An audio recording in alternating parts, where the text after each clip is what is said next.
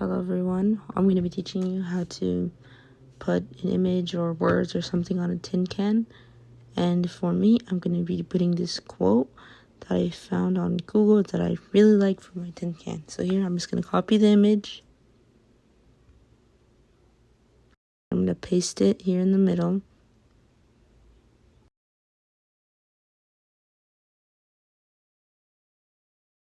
So now I'm just making it smaller so it could fit in the board, and I'm going to also, since we know the board is 150 by 150, if we divide that by 2, we can get 75. 75 is straight middle, which is where I want the image to be, right in the middle.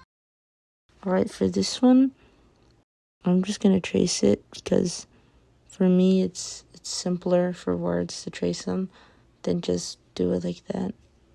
But you don't have to. For images, you could just leave them like that and they will be able to be engraved on the card. But for me, I'm just going to do that. I'm going to change the settings real quick to our 500 speed, 70 power.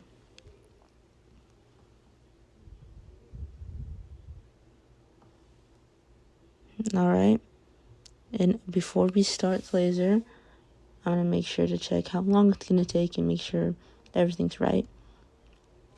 And see what's being engraved. Now I'm going to frame it, and now I'm going to go see and focus it.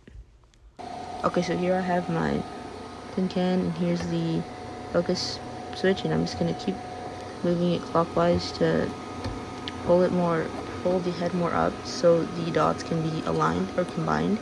So now once they're combined, I'm done. Alright, so now I can begin.